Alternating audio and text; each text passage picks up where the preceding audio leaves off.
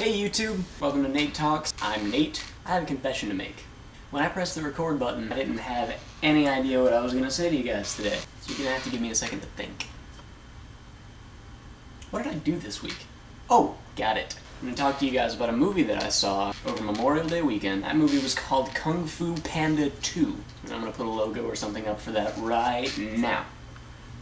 Kung Fu Panda 2, and it's gone. I went to go see this movie with my family, because I really enjoyed the first one, and we all thought it would be a nice family movie to go see. We were right. The movie had a lot of things in it that were really cool, and I'm going to list those things for you right now. I think one of the coolest things about the movie is that they developed the characters further than they did in the first one. Because if you remember the first one, you had the 5 Kung Fu warriors or whatever, the famous 5, the Furious 5, whatever they were called.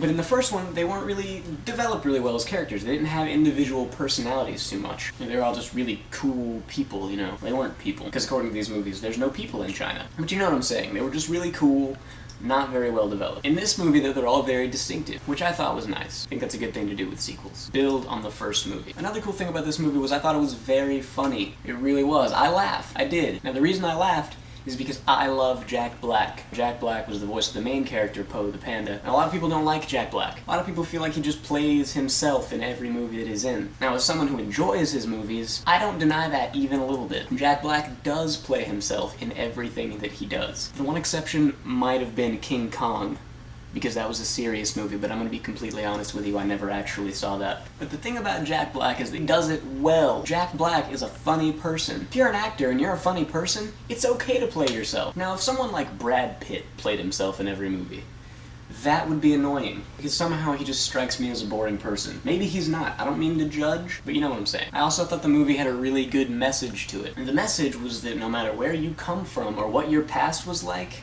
none of that matters, because you are who you are right now, and that's what you need to focus on. And I thought that was nice. And one more thing, the last thing I'm going to talk about that I really loved was the bad guy. He's this peacock, which I guess doesn't really sound that cool. Because I guess peacocks by themselves aren't that cool. Just flightless birds. Peacocks can't fly, right? Doesn't matter. The point is he was incredibly cool looking. He fought with knives, and he shook his tail feathers. But it wasn't really shaking him, it was like a swoopy thing where it was, I don't know, it looked cool. Which actually raises an interesting observation that I've made about movies in general. The bad guy is usually way cooler than the good guy. Some examples for you.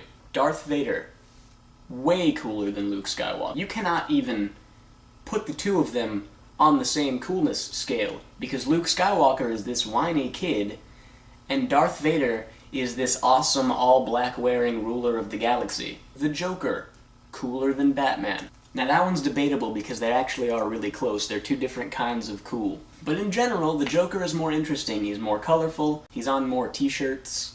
And even before Heath Ledger did an excellent job with that part, the Joker was still awesome. And Batman's just kind of moody. Now I don't want to sit here and bore you with a bunch more examples, mainly because right off the top of my head I can't think of any. But I'm sure I'll think of some later. But what I'd like you guys to do, just for funsies, I talk with my hands a lot, down there in the comments section, give me some more examples of movie bad guys who were cooler than the good guy. Or if you can find some counter examples, think of some good guys that were cooler than the bad guys, because I really can't think of any of those. Put those down there too.